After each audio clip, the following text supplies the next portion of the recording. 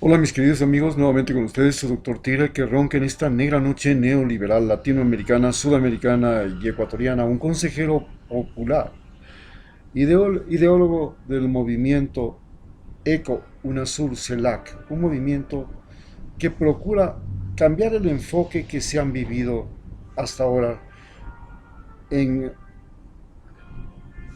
pues considera que el motor social de cambio en este momento de Ecuador y del mundo entero han pasado a ser los internautas, que son las personas que utilizan el celular, la internet, para, como parte ya de su vida. Es decir, que son individuos que viven una vida virtual, no solamente una vida real.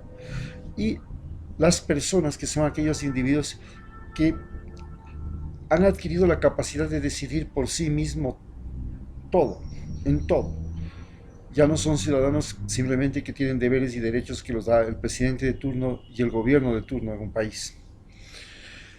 Entonces, analizaremos hoy cuáles han sido los errores fundamentales de los presidentes de América, comenzando por los Estados Unidos, que han llegado a lo que se llama la conmoción mundial latino generada por Latinoamérica. Señalaremos que se podrían decir que los errores que han cometido los presidentes y expresidentes de América Latina, que han incendiado la zona y que han incendiado las relaciones con Estados Unidos, son de tres tipos. Los unos son errores económicos, los otros son errores políticos y llamaríamos nosotros errores históricos sociales, muy importantes. Los errores económicos son aquellos que generalmente han producido el empobrecimiento de su población. Y esto lo más visible ha sido fundamentalmente Argentina, que con las medidas económicas de Macri, concretadas en deterioro de los salarios y la capacidad adquisitiva, incremento, se llamaba sincerización de la economía, es decir, subir los precios de los servicios públicos, y a eso las privatizaciones masivas de las empresas estatales, más el endeudamiento agresivo, generaron el colapso de los salarios, fundamentalmente, que determinaron una inflación imparable en Argentina y que permitió la victoria de los Fernández y el retorno de el peronismo al poder. En el caso de Chile, en cambio, también hay un error económico fundamentado en que se privatizó todo. Y esta privatización de todo hizo que un grupo social se comenzara a enriquecer ofreciendo servicios que normalmente deberían ser ofrecidos por el Estado. El seguro social, la electrificación, el agua, el transporte. Y este enriquecimiento abusivo generó una pobreza comparada, una pobreza relativa, una pobreza que es la pobreza inteligente, gente que tiene conocimientos, estudios, tecnología, internet, comunicaciones, celular, transporte, capacidad empresarial, capacidad de gestión, capacidad profesional. Sin embargo, con todos esos recursos, terminan siendo deudores permanentes y el salario finalmente no les alcanza. Es tan difícil que $20 que gana un cubano, pero que gana este salario gracias a que en Cuba existe una cuota alimenticia que no paga, existe vivienda que no paga, existe electricidad que no paga, existe agua que no paga, existe salud que no paga, existe educación que no paga. Todos estos servicios son cubiertos por el Estado gratuitamente, aunque de manera precaria. Sin embargo, lo que le queda a los $20 que le queda son una capacidad de compra que le permite tener algo que el Estado no le da. En cambio, en Chile, los salarios más altos de América Latina, sin embargo, a fin de mes, el salario no alcanza y el tipo termina endeudado. Esto es lo increíble de lo que está pasando en Chile. Pero quizás el error económico más grave lo hizo y lo cometió Maduro. Y el error económico más grave de Maduro fue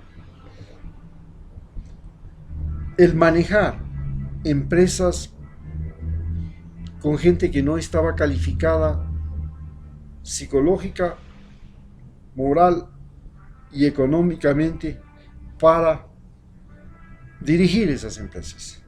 Es decir, la nacionalización de las empresas fue entregar al Estado empresas que eran altamente rentables y productivas, pero que en manos de los militares, en manos de gente que no era, como se dice, competente, fueron al fracaso. Porque eran gente que no estaba preparada para manejar, para conocer cómo se vive y cómo funciona el mercado. ¿Qué es la oferta? ¿Qué es la demanda? ¿Cómo se maneja personal? ¿Cómo se hace planes económicos? ¿Cómo se fabrica productos? ¿Cómo se vende productos? Eso fue una medida económica desastrosa para el gobierno de Venezuela. Y la razón de tomar esta medida económica es que los dueños de esas empresas se volvieron enemigos del gobierno de Chávez. En segundo lugar, la fabricación de dinero sin respaldo.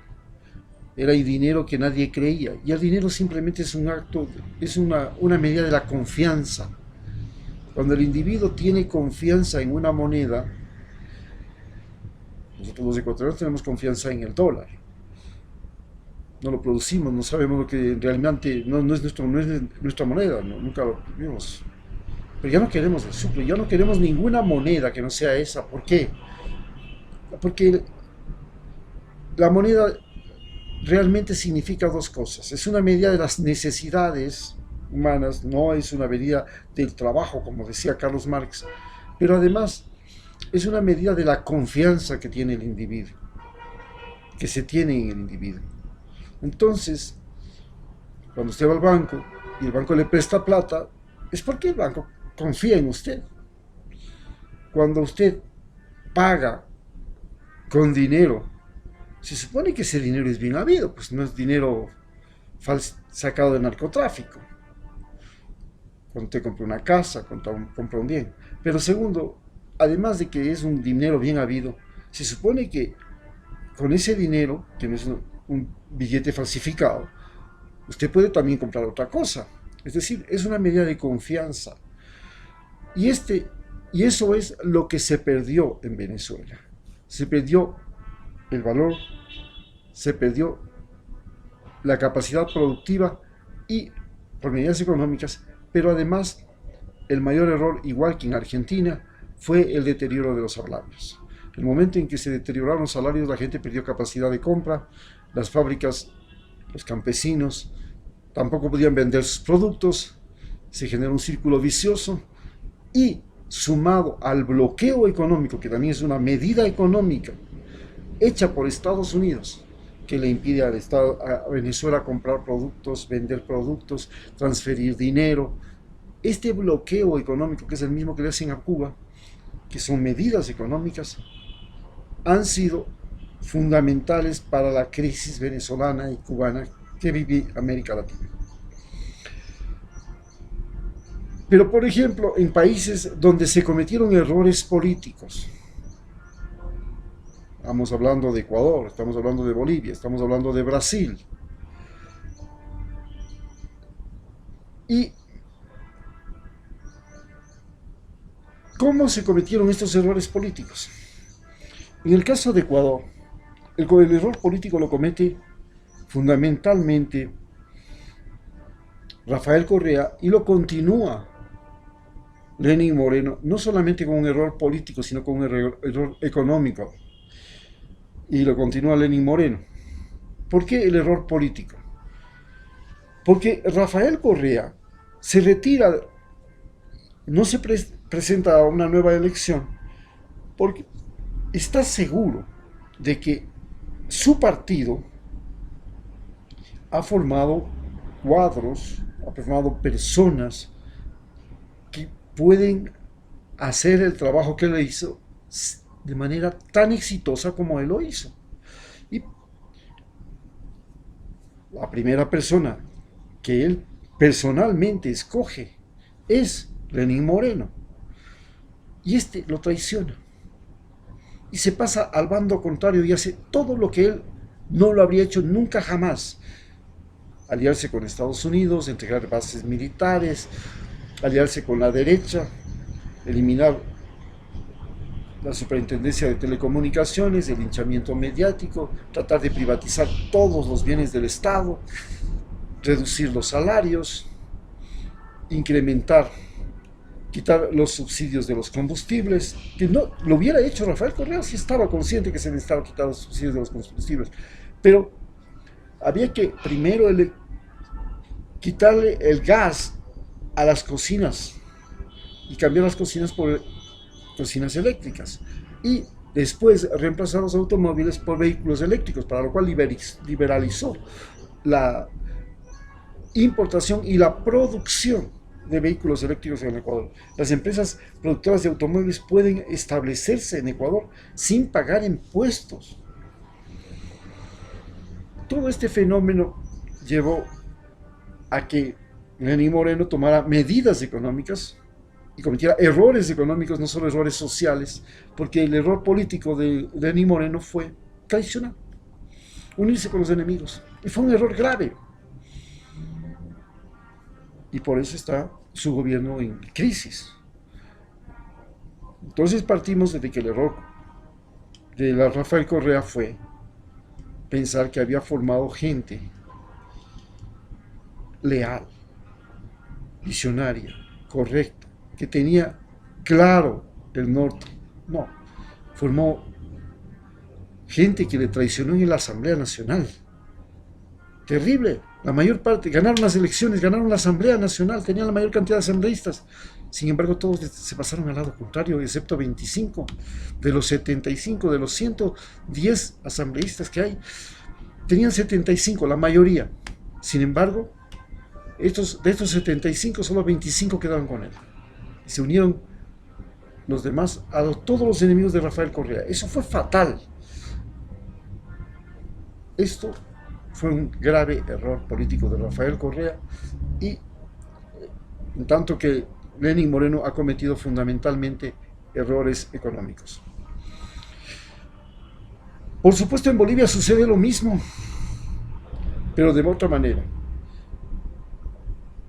Evo Morales se da cuenta de que el momento trascendente es el momento en que tiene que haber sucesión presidencial. Hace una consulta popular, la pierde para él prolongarse en el mandato, y en lugar de colocarle a Lineras, a García Lineras, su vicepresidente, como candidato y él como vicepresidente, no se da cuenta que esa era la jugada como la que hace Putin, que pone a su vicepresidente como presidente y él.